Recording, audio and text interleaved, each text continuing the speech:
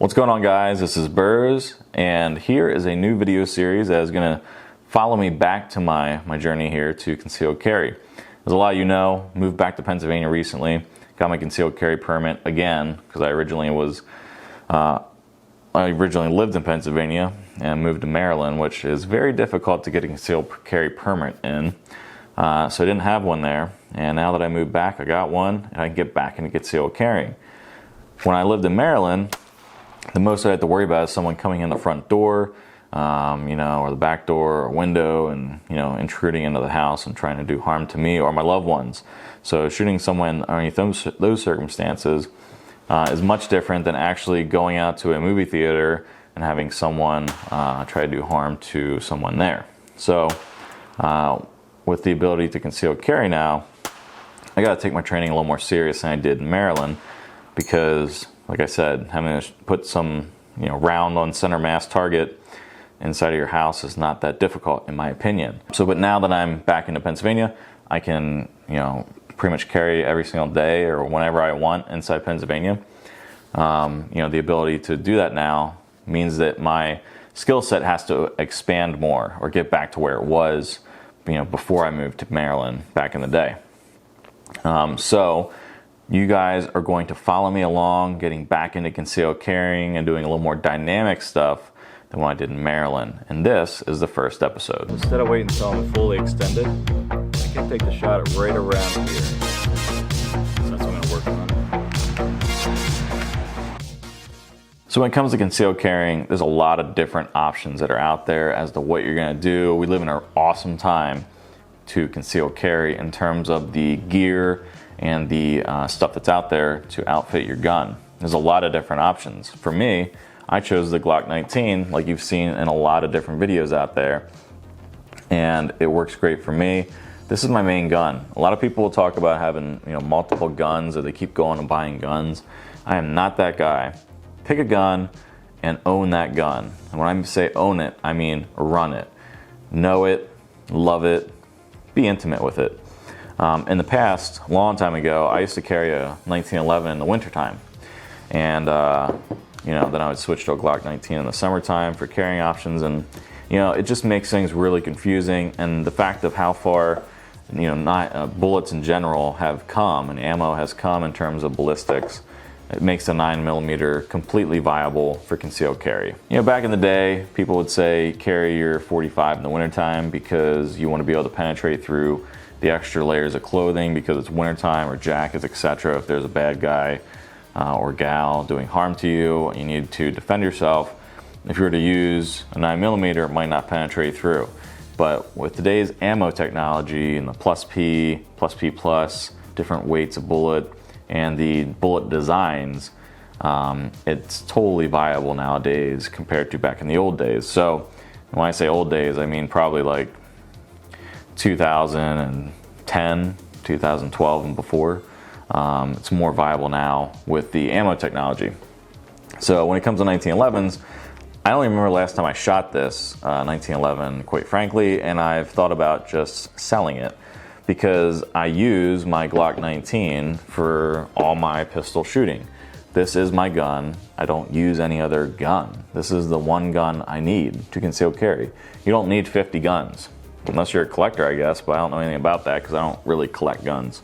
I do have another Glock 19, but it's identical. It has the exact same stippling and everything. I can pick this gun up and it feels just like my other gun, minus the fact that this doesn't have an RMR on it, which I'm going to change so that no matter which Glock 19 I pick up, it's going to be identical. So I picked the Glock 19, as you know. Lots of videos on it. What do I have on my Glock 19? I have an RMR. This is a Type 2, which is a newer one, and it has better battery performance because the battery doesn't get jostled around. Because the original RMR wasn't meant to go on the top of a pistol slide that a lot of people do now. So the Type 2 fixes that issue with having the illumination kind of go in and out with your optic. So this is Type 2. I have a CMC trigger barrel right now, and I'm loving that. It's fluted, a little bit of weight savings there. Jaegerworks slide work done on this. So as you can see, there are some windows. People might say, well, that's stupid because, you know, stuff can get in there. Well, I stuffed this thing full of stuff, you know, lint and all kinds of garbage one time. I went to the range and fired it with no issues. There's probably a video on that somewhere out there, my 1200 videos. I got a flat wire spring, recoil spring, and suppressor height, Heine sights. I have an Agency Arms Magwell. And then the stippling on this, which is called sprinkles, is done by Light Fighter Innovations. So all in all, that's the gun. Now we'll talk about lights a little bit. When it comes to your gun, there's FBI reports out there and stuff that show that the majority of gunfights happen in low light, which means you probably want to have a light of some sort on your gun. For the longest time, I ran this X300 Ultra.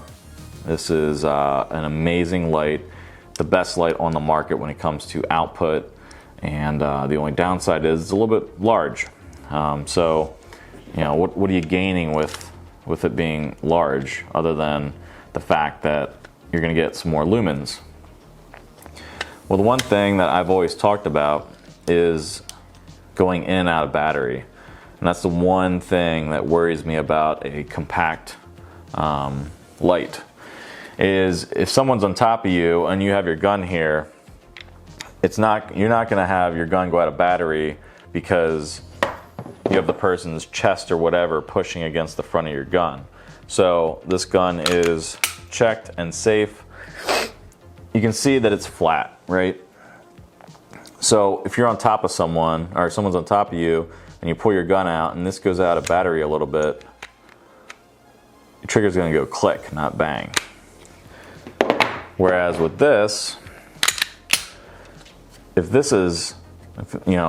you're below someone with this, it's not going to go out of battery as easily because you have this protruding. So that's always the one thing I've always said about the X300 and why it's positive, although it is really far out there. You can even see it in the holsters. You know, this is a X300 holster and this is a TLR7 holster. Yeah, I know it's not tight. I just got these, so I'm still working through how I want them to fit me. But you can see just how much different it is as far as the length goes. And even the width is much different. So as far as concealability for someone who's not a stick, I'm not a twig as far as my body construction goes, it just works better for me to have a smaller light. Now, the one I went with, this TLR7A, which just came out, has better actuation. So I have a video on that as far as the actuation of the light. So once the actuation got fixed, because the old one was all weird, and you can see my video on that, that made this viable for me, and I'm totally going to run with it this way because the concealability is just that much better. And it's 500 lumens. The X300 Ultra, this one I have is 600. I think the ones now are 1,000, but this one I'm pretty sure is 600 lumens when I got it. And you know, I'm giving up 100 lumens, but the candela and the lumens and everything on this are perfectly fine and capable. I have a half-acre yard, and I can easily see to the back of my yard from my kitchen here with this light. No problems whatsoever. So I'm running with the TLR7A as my light. When it comes to magazines, there's only two magazines in my opinion that are viable. You have the original Glock mag and you have the Magpul mags. The Magpul mags originally had a problem. They resolved that issue, so these are totally good to go now. I go with the Glock mag for my carry because they have a flat bottom, whereas the Magpul has a much bigger base plate. So it's a little bit more, you know, to hide, so to speak. So I always go with the Glock mags. You can't go wrong. 15 rounds every time. Now, the one thing you got to consider when it comes to holsters is you really got to pay attention. If you're someone who hasn't concealed carried before, you're watching this video, you're looking for a holster, take your time with picking a holster. You don't have to go out and buy tons of different holsters. This is a C code. This is a G code Incog Travis Haley holster, and it's a great holster. It has suede, kind of like feel on the outside, and you know, it's my go-to, or it used to be my go-to a long time ago, when these were the absolute best made holsters on the market. I think there's a lot of competition now. But what you get to think about is, do you have an RMR on your gun? And if you do, you have to make sure that it's going to fit into the holster. There needs to be a holster cut for that. This is a Sheriff of Baghdad Kydex holster. You can see that it looks kind of weird, and the reason it looks kind of weird is because it only covers the front. I mean, the only thing you need to cover on a holster is the trigger guard.